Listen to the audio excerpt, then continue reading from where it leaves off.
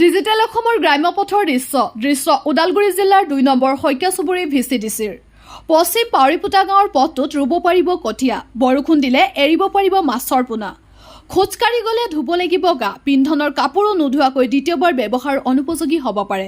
এইটো কিন্তু খাটাং। আপুনি চাই থকা এই পথটো হৈছে ওদালগুৰি জিলাৰ 2 নম্বৰ শইকীয়া চুবুৰী ভিচিডিচিৰ অন্তৰ্গত পশ্চিম পাউৰিপুতা গাঁৱৰ। দীৰ্ঘদিন ধৰি এনে জৰাজীৰ্ণ পথেৰে হয় গাঁওবাসীৰ আহ-যাহ। এই পথেৰে অহা যোৱা কৰে কণ কণ স্কুলীয়া ছাত্ৰ ছাত্ৰী। প্ৰতিনিধি আহে আৰু যায়। নিৰ্বাচন আহিলে হাত দুটি একেলগ কৰি মিচিকাই হাঁহিৰে লৈ যায় ভোট, পিন্ধাই থৈ যায় টুপি। হেহে, হাঁহিছে কিয়? কাম এটা কৰি দিয়ক, আঙুলি টিপি এটা শ্বেয়াৰ কৰক এই প্ৰতিবেদনটো। জনাইছোঁ অলপ বিতংভাৱে। জনপ্ৰিয় প্ৰতিনিধি নীলোৎ স্বৰ্গাৰীয়ে হৈছে 40 নম্বৰ ৰৌতা MCLৰ EM। পশ্চিম পাউৰিপুতা হৈছে ৰৌতা MCLৰ অন্তৰ্গত এখনি গাঁও।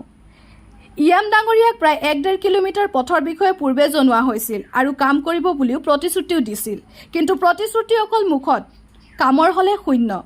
কি কয় গাঁওবাসীয়ে আপুনিও শুনক। গাঁওবাসীয়ে পৰিত্ৰাণ বিচাৰিছে এনে জৰাজীৰ্ণ পথৰ দুৰৱস্থাৰ পৰা। আবেদন জনাইছে এইখিনি পথৰ মেৰামতি। আপোনাৰ নাম কি? মোৰ নাম নৌচাদ আলী। হয়, আপুনি য'ত থিয় হৈছে এই পথছোৱা অৱস্থাটোৰ বিষয়ে অলপ ক'বনে? এই পথটোতো বহুত কেইদিন ধৰি এইটো পথটো এনেকৈ বেয়া অৱস্থাত আছে আৰু আমাক নীলোৎ স্বৰ্গীয় ছাৰকো কৈছিলোঁ, ইয়াতে প্ৰতিশ্ৰুতি দিছিল যে ৰাস্তাটো বনাই দিব বুলি।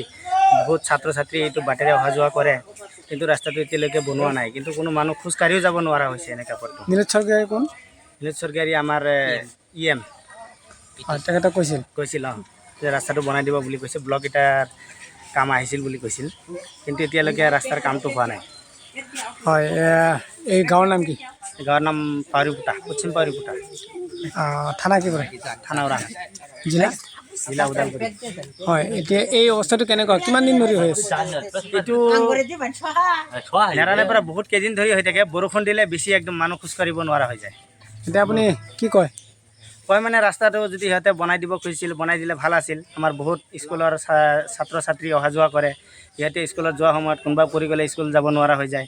সেইটো কাৰণে ৰাস্তাটো অলপ ভালকৈ বনাই দিলে আমাৰ যাতায়াতৰ সুবিধাটো ভাল হ'লে হয় আৰু ছাত্ৰ ছাত্ৰীবিলাক পঢ়া শুনাত অলপ আগবাঢ়িব পাৰিলে হয়। এইটো কাৰণে কিছুমান ছাত্ৰ ছাত্ৰী স্কুলত যাব নোৱাৰে। কিমানখিনি ঠাই এইটো? এইটো 1 কিলোমিটাৰমান হ'ব আৰু। 1 কিলোমিটাৰ পথ। অঁ, এইটো মাটিটো কিমান দিন আগতে পেলাইছে এইখিনি?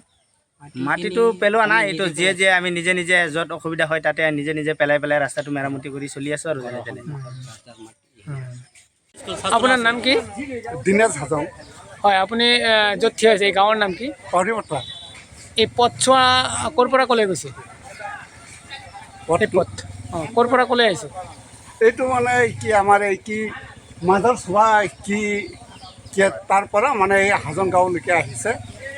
পাউৰিপুতা ইফালে পাউৰিপুতা পৰে, সিফালে মাজৰ চোৱা পৰে। VCDC কি পৰে? পাউৰিপুতা হ'ল এইখিনি ৰাস্তা একদম বোকা। VCDC কি পৰে?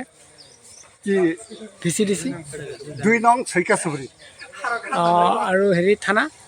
থানা কি ওৰাং। জিলা কি ওদালগুৰি। কি হৈছে এতিয়া ঘটনাটো কি হৈছে? ঘটনাটো মানে কি বোকা হৈ আছে, খোজকাঢ়ি যাব নোৱাৰা হ'ল।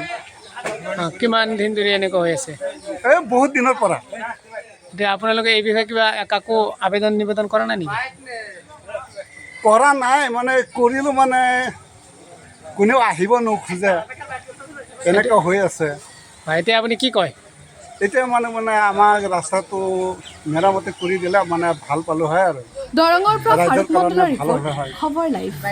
সেইটোকে কৈ আছে আৰু।